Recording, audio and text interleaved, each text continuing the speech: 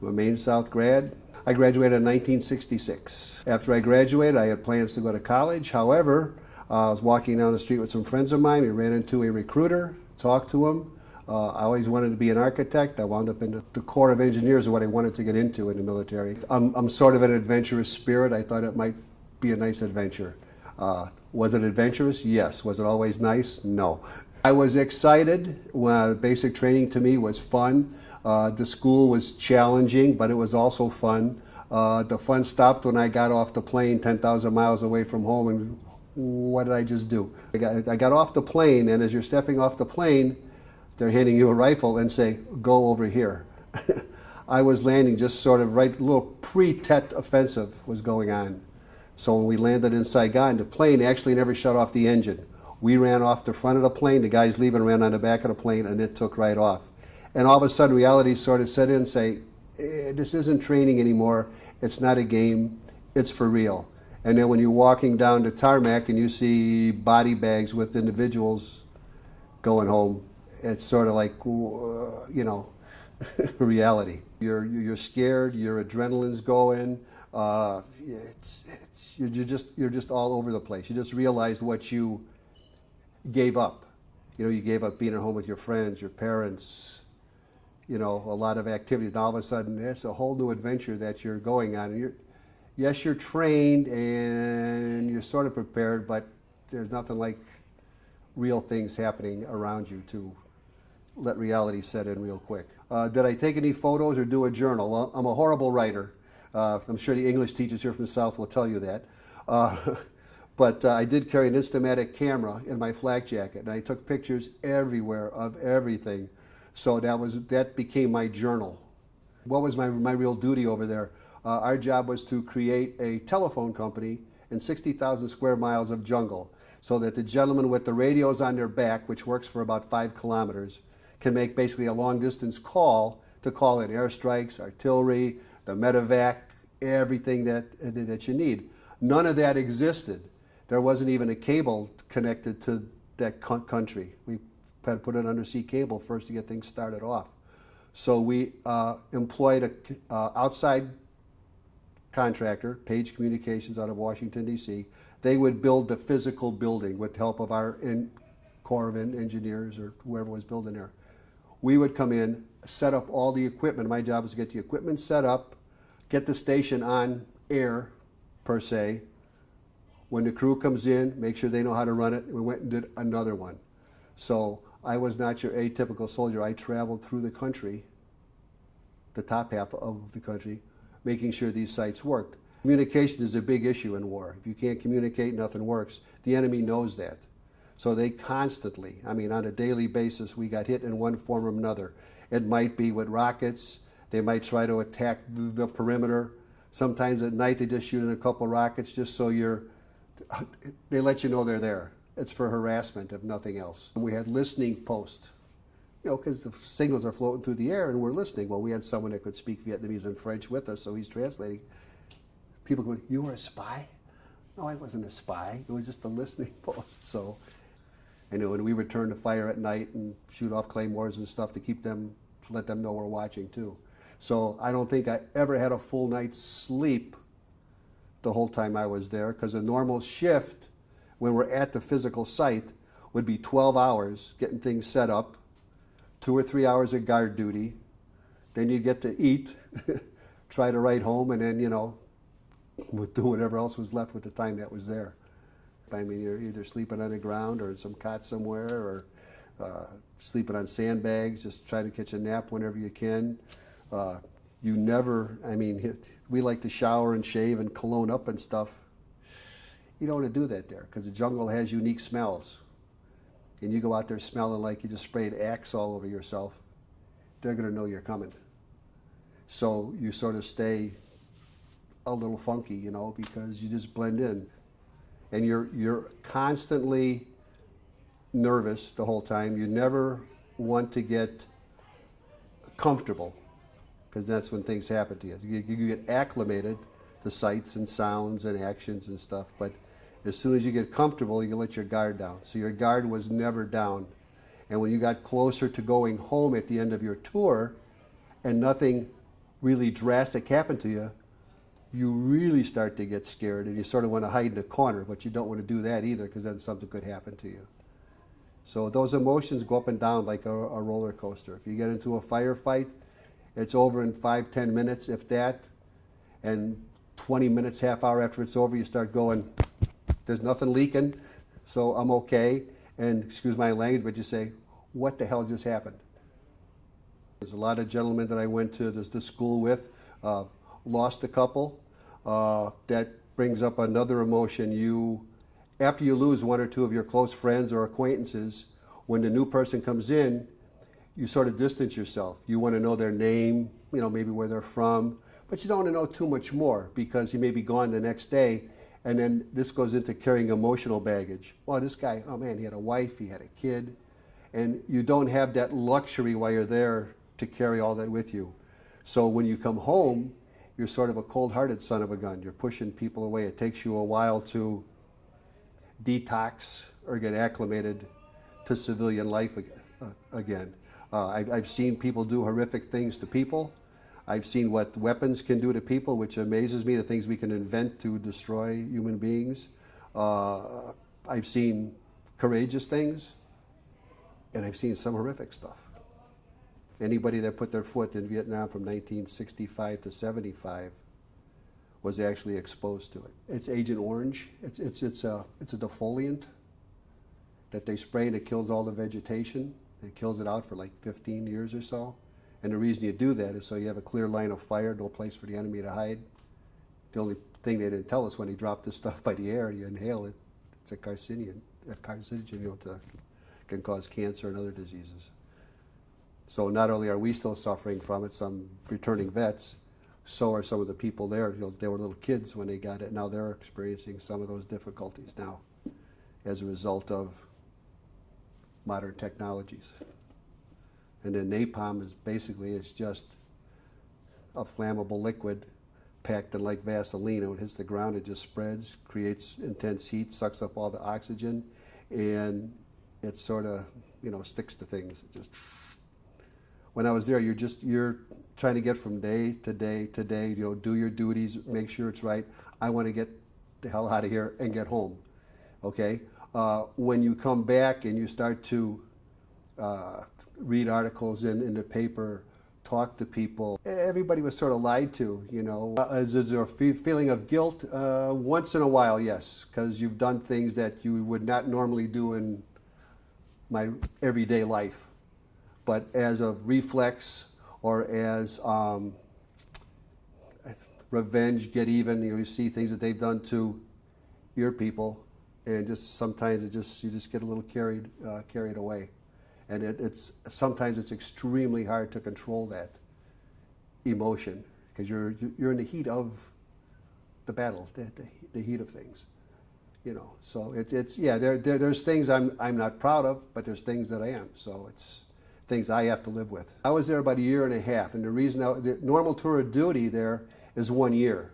But because everything was so new for us as far as communications, we weren't getting enough individuals out of the schools back here in the States to relieve us. And we're trying to train the South Vietnamese army to take over, but they weren't as quick on picking up the stuff. So we stayed until some replacements came in. But I was in the military for 3 years. When I came back, I went to a place called Fort Huachuca. It's in Arizona, and it's the electronic proving ground. So we tested the latest electronics, the Mars guns that the police use today, some of the drones up and down the borders and stuff like that. So when you raise your hand and say, I do, it's I do for the whole 3 years or 2 years, whatever you signed up for. The only damage I had done to me there was we were in we call it a bunker one night, and we used a parachute for the cover. And we had little pop flares that we'd shoot up every night. Just, they go up in the air a couple hundred feet and light up the area. Well, the gentleman that was in there with me popped it off, but it didn't go out. It was inside. So the parachute's on fire. We're trying to get the radio out of there and the ammo. So we both got burns on our backs, but it was like second-degree sunburn, blisters and stuff like that. Fortunately, I had no other. I've had close calls, but never had any serious, injuries to me. Mentally, I'm sound. I can deal with what's happened. I don't wake up with night sweats or any of that. I don't have any side effects from any of this, no malaria or any of that other stuff. Every now and then when I'm talking, and we talk about the morality part of it and the survival part, I get a little, because I could have wiped away somebody's family. I didn't even know the guy. So, those things happen in war, but it's when you become an old guy like me, it kicks in. There's only about 3 or 4 pages in the history books today, and it doesn't tell the sacrifice. I mean, you give up family, friends, the things you're giving up to go. Number one. Number two, war it's not a game. They have so many video games and stuff today. They think it's this is fun, this is nice, blah blah. No, it's horrific. Okay, that's things you don't. I mean, I don't wish that on anybody. And I want to encourage them, if you want to join up for the service, do your due diligence first. Ask questions. They offer some great incentives to sign up, big cash bonuses and stuff. But look at how people are coming back. They're having horrific injuries that they're never going to be their normal selves. Due to technology, these guys are coming back. In Vietnam, they'd have been KIAs. So, does war bring on new technologies and stuff? Yes, because of World War II, you got M&Ms. Because of World War I, you got the ambulance service. Because of Vietnam, you now have the medevacs, the choppers and stuff. So does war bring on new technologies? Yes, but most of the technologies aren't to benefit society. It's finding a better way and a quicker way to eradicate the enemy, losing the least amount of people you have. So that's what I'm trying to get to them and let them know about the emotional baggage people have to carry. They see a movie, it's over. No, there's things that go on forever. And there's some, The Things We Carried is an excellent book, but that's just one person's deal. There's some excellent movies out there. Platoon is good. Platoon would be a atypical soldier and would probably see about 80% of what occurs in that movie. All those things do happen, but all them happening to one person, isn't quite possible. The next one that's really good is We Were Soldiers with Mel Gibson. That's about the Ashaw Valley and stuff. That's the area I was in, and before our communications were there, the only way those guys could communicate with that radio, there was a plane flying around that acted as a relay, so they could call in the artillery and stuff. Because in the jungle, sometimes the canopy is so thick, radio signals won't even go through it. Some guys still won't talk about it. I have friends that won't talk about anything they did over there, because maybe no one knows how to ask them, or they just wipe it out. I went in the military 18 years old, and I came out, I felt like I was 40, based upon experiences and things that I've seen and whatever. So, I've had kids go home and tell their parents, well, Mr. Smaha was in the service for 40 years. No, they didn't listen to me. I said, I felt like I was 40. I wasn't in there for 40 years. When we were leaving, it was pretty amazing that there was like 200 guys getting on a commercial airline coming home. And we're all from different outfits. We didn't travel in one unit. We were all separate individuals, didn't know each other or whatever. And not a word. You could hear a mouse pass gas. I mean, that's how quiet it was on the plane. The minute the thing took off, there was still no yelling, no cheering. Everybody just looking out the windows. But when we came back here to the States and it landed, total uproar. It was amazing. That sort of wore off real quick as you get out the plane and you had the protesters. We were baby killers and warmongers and all this other good stuff. And it was just bad PR, I guess. On that part. So that's why. When you went home, you took your uniform off right away, didn't go anywhere, you were afraid to talk about it because you didn't want to get into any altercations with anybody. I mean, there was 70,000 that left this country to go to Canada because they didn't want to fight. That's fine, that was their choice. My choice was to go, so why are they better than, that was the, and what made the war so unpopular here, it's the first war that was ever on television. Every day on the news, KIA's missing in action. So mom's seeing, might see Junior on the TV, you don't know, but every day it was on TV. or in the past there was whatever was put in the newspaper, and they may have edited out what they didn't want. This was every day it was on there. So that did not help, I think, with the popularity of the war. So basically, we've never had our parade yet. There's 2 million people that served. I mean, even the guy that served, the 6 guys that were with me, they could probably all tell you different stories. Everybody experiences something different. Everybody came from a different background, different families. Students always ask me, have you gone back? Have you gone back? I say, I've had friends that have gone back. I'd like to go back. I'd like to go back. My wife knew it was on my bucket list. So Viking Cruises offered a tour of Southeast Asia. So we got on it, and I went back to Hong Kong, went to some of the places I went to when I was there. They're still there, Victoria Peak and everything, but now Hong Kong is more of a high-rise jungle on there. What used to be old fishing villages are gone because the people don't live on the boats anymore. They moved into the city. Vietnam was definitely different because I had never been in the north before. The country's beautiful. The people are nice. Some of the things I could see amazed me, like the tunnels. I knew the tunnels were there, but I didn't realize they were that small, or I couldn't get in. The north is extremely, extremely communist. The flag is hanging everywhere. When you go south, the south is more progressive as far as industry and everything. You see less of the communist flag. The people from the south don't want to move to the north. The ones from the north want to move to the south. I went to 3 sites that I was at. I was at the Da Nang, Vung Chau, and Saigon. Those are the 3 stops that were on the cruise. I wanted to go back up into the Central Highlands, which is around Pleiku. There's a tribe there. They're called Montagnards. And they truly live, grass skirts, bamboo spears, bamboo crossbows. The Vietnamese don't like them. They don't like the Vietnamese. So we would win them back and use them for scouts and everything. But they did not like photography. Felt their spirit was going to disappear or something. And they were very cautious of who they made friends with. So in order to become their friend, it's like a rite of passage. You go into the village and you meet the papasan, the old guy, okay? He brings out this big jug of rice wine or whatever the local liquid is. He puts in a bamboo straw and he gives you one. Now it's 85 degrees.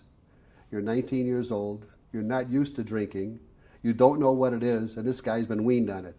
As long as you're standing when he stops, they put this bracelet on your wrist, and now that's your passport to come back into the village anytime you want and interact with the people.